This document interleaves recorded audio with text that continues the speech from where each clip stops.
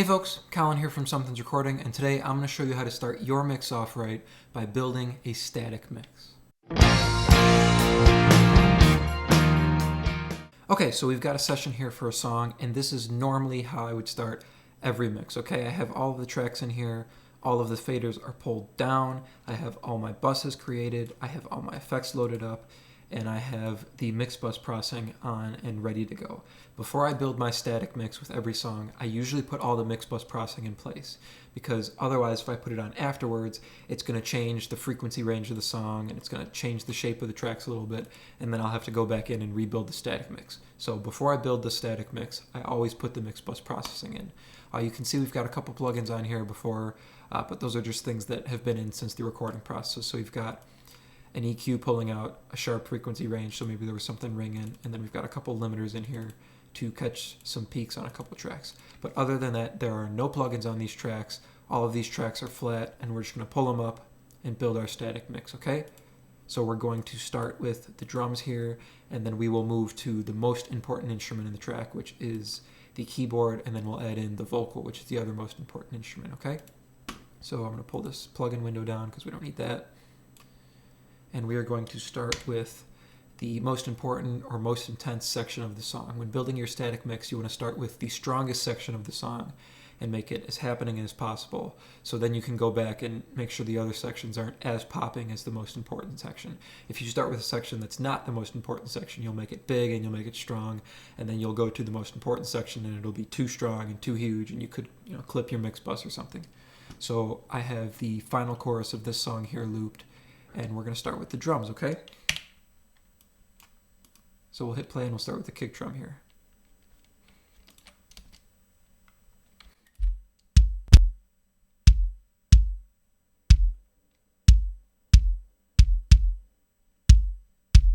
So let me show you real quick what that EQ is pulling out. So it's pulling out this.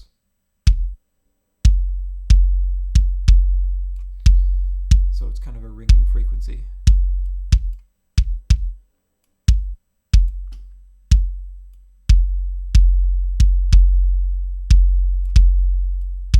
So we don't need that.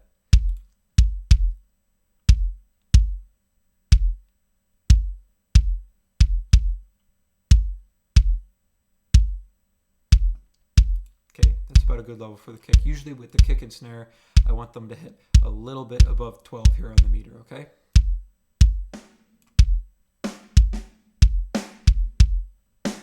And we're going to switch to mono here. We're going to start with mono, and then we can always flip to stereo afterwards and adjust things. But it's a good idea to start your static mix in mono. It'll make you work harder to get the balances right.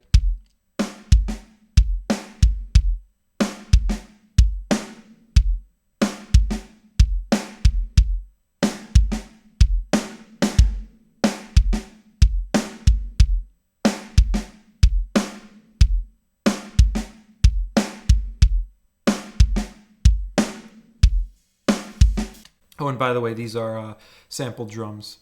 This record did not have a live drum track on it, so these are programmed drums.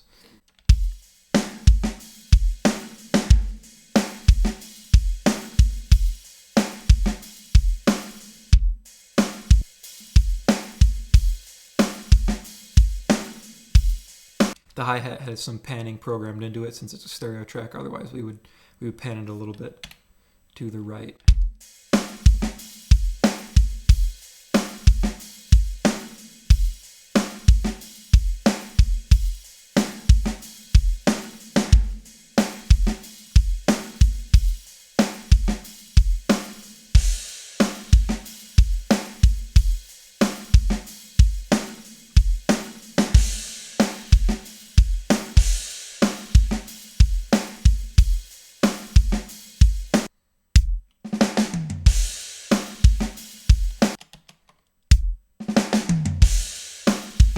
So we want the toms to sit about the same level as the snare. So when he goes around that roll, it's not one's louder than the other, right? We want it to be a nice even roll.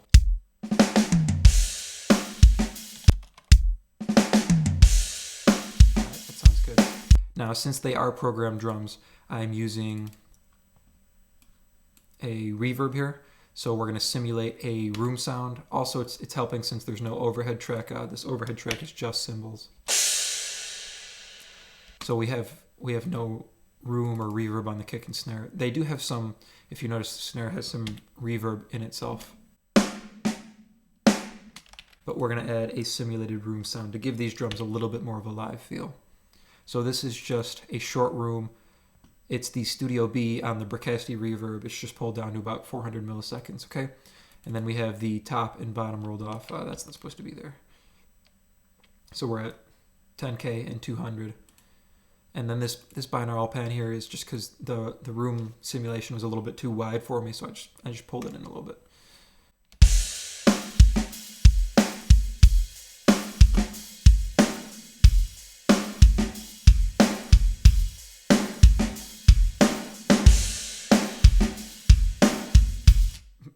That sounds good to me at 0 there. That may seem like a little bit too much reverb with just the drums by itself, but the more instruments you add, the more that reverb that gets absorbed into the mix. You'll hear less and less of it the more instruments we add, okay? I'm going to skip the tambo and shaker now. We will add the auxiliary stuff like percussion a little bit later. Let's get this bass going.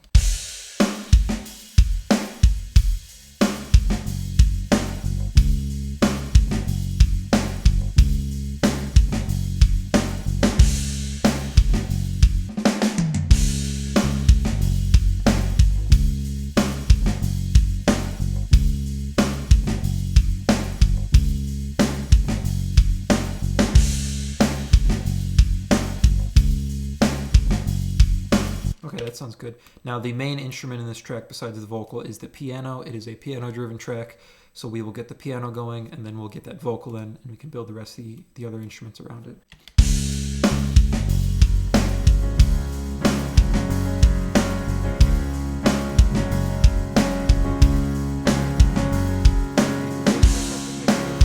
We'll make sure the piano works with the drums here.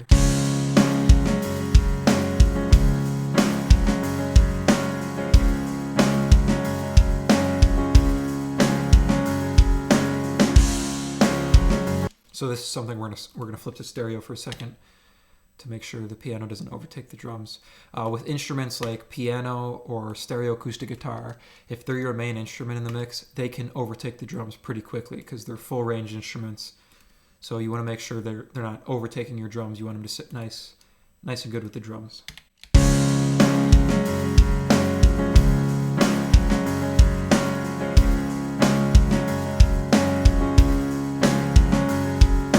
Okay, that feels good. We'll put the bass back in.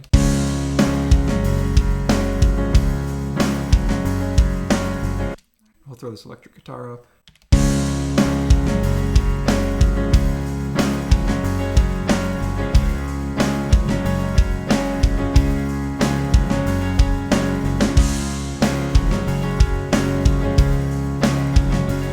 So this electric guitar, this is a good case of why you want to build your static mix in mono, right? So we have this electric guitar pan to the left.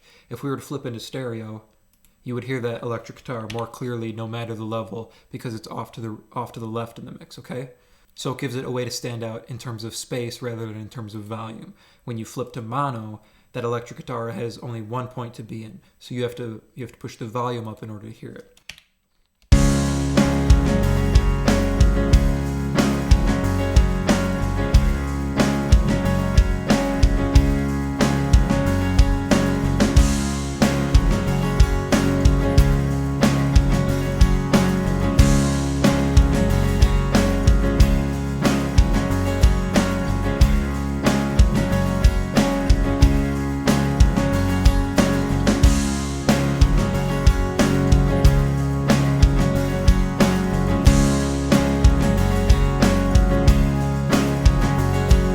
So sometimes with organ, if it's not doing anything special, like this one's just holding chords. It's not doing anything special. So what you want to do is you want to make it an element that you feel, not so much hear, okay? So it's just so when you mute it, you miss something. It's not that you can hear it and be like, oh, that's a really great organ track. It's just giving the mix a sort of pad element, okay?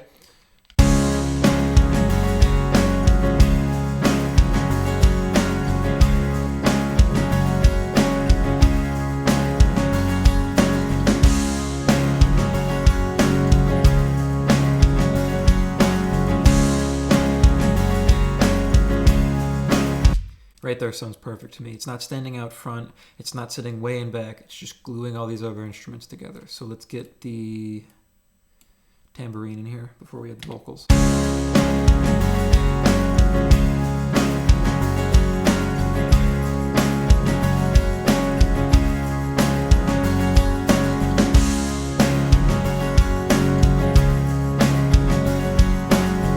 I usually like tambourine in my tracks to just support the snare drum, so those two are just working together.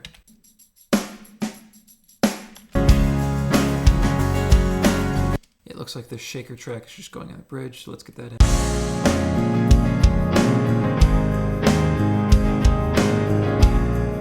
Sounds good to me. It's just something, if you notice, it's panned to the right, so it's working in opposite to the ride we have going in the bridge.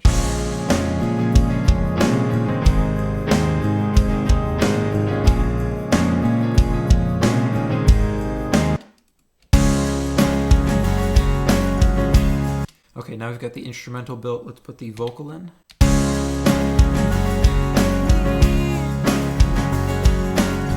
5, 6, tell me what we missed. 7, 8, 9, now that I ain't 5. 1, 2, 3, won't you look at me? 4, 5, 6, tell me what we missed. 7, 8, 9.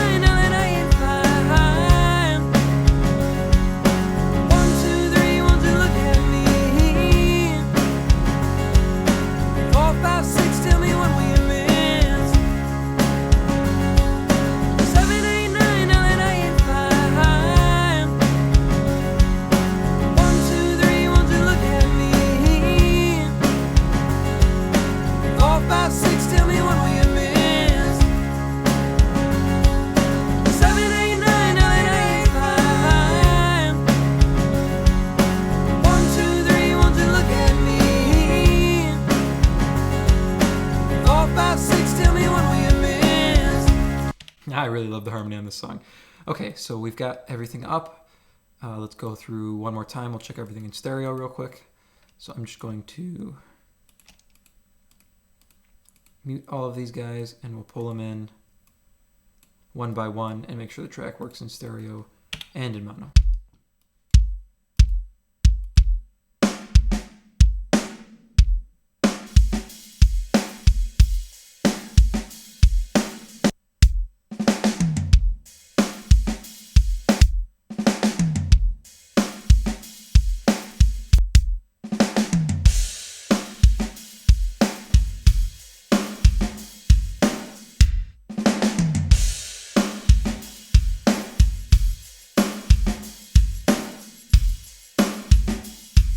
So you notice we had to pull the toms just up just a tad here when we flip to stereo.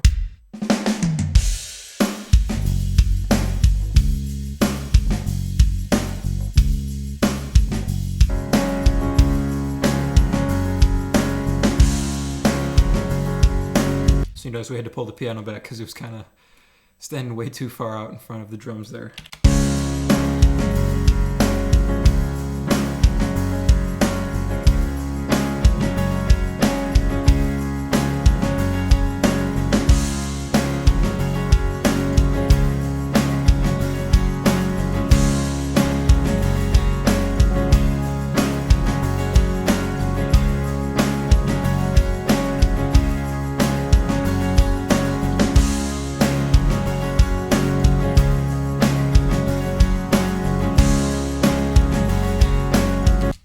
That feels good. Let's get these vocals in. 1, 2, 3, won't you look at me?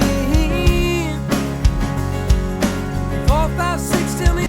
So the key with your lead vocal is you want it to sit kind of right with the snare. 1, 2, 3, won't you look at me? 4, 5, 6, tell me what we missed. 7, 8, 9, now that I ain't 5. So you notice your kick and your snare are kind of those standout points in the drum kit. They're those focus mono points. You want your vocal to sit right there in the middle of both of those. 1, 2, 3, won't you look at me? 4, 5, 6, tell me what we missed. And that's it. That is how I build my static mix. This is how I start all of my mixes. And if you want to start your mix off on the right foot, build a good static mix. Get a good balance before you start adding all these plugins, and you will be one step closer to a better mix. Thanks so much for watching. I really hope this was helpful, and I will see you guys in the next video.